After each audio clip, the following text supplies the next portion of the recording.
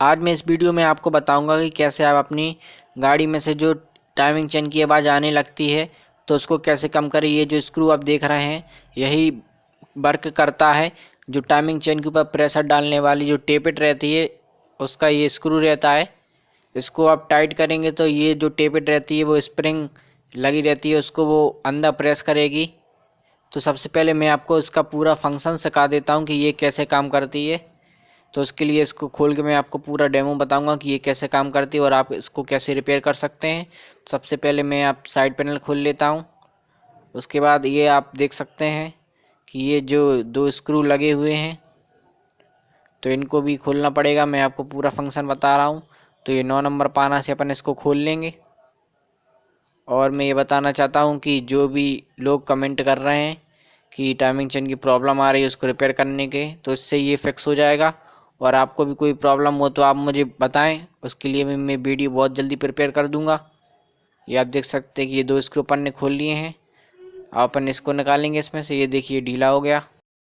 अब मैं आपको निकाल के इसका पूरा सिस्टम बताऊंगा कि ये किस तरीके से वर्क करता है और आप इसको कैसे रिपेयर कर सकते हैं। तो आप देख सकते हैं मैंने इसके अंदर से ये पिपेट निकाल ली है। जो टाइमिंग चेन पे प्रेशर बनाता है ये जो रहता है इसमें स्प्रिंग लगी रहती है और ये टाइमिंग चेन पे प्रेशर बनाता है। आप इसको इस स्क्रू को कसेंगे तो ये टाइमिंग चेन पे और प्रेशर बनाएगा।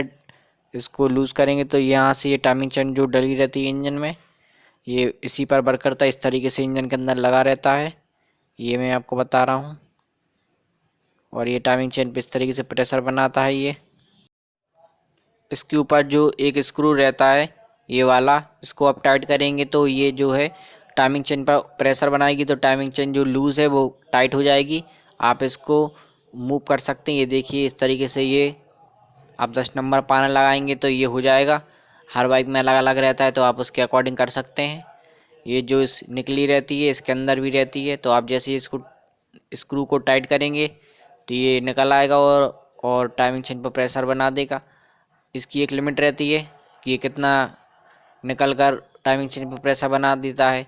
अगर आपकी टाइमिंग चेन फुल प्रेशर पे भी आवाज़ कर रही है तो आपको टाइमिंग चेन चेंज करवानी पड़ेगी। आप टाइमिंग चेन चेंज कैसे करें तो उसकी वीडियो में बहुत जल्द ला रहा हूँ।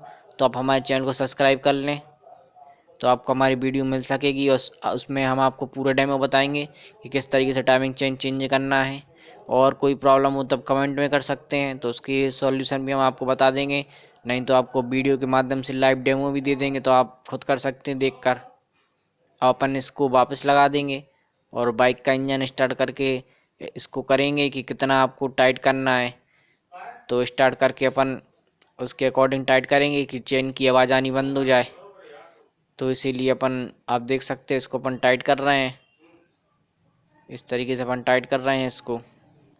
उसके बाद अपन बाइक स्टार्ट करके देखते हैं कितनी आवाज़ आ रही है। तो आप इस स्क्रू को कसकर अपनी बाइक की टाइमिंग चेन को टाइट कर सकते हैं, उस पर प्रेशर बना सकते हैं कि वो आवाज़ ना करे। अब अपन स्टार्ट करके आप देख सकते हैं अपन ने स्टार्ट कर दी बाइक। अब अपन आवाज़ सुन लें इसकी। इसमें टाइमिंग चेन की आवाज़ बिल्कुल ही नहीं आ रही है। ये जो प्रॉब्लम थी ये फिक्स हो गई है। तो इस तरीके से आप भी अपनी बाइक की प्रॉब्लम को सॉल्व कर सकते हैं। और आपको अगर कोई और भी प्रॉब्लम हो तो आप उसके बारे में कमेंट कर सकते हैं। और हमारे चैनल को सब्सक्राइब करें, हम इसी तरह आपके लिए नई नई वीडियो लाते रहेंगे।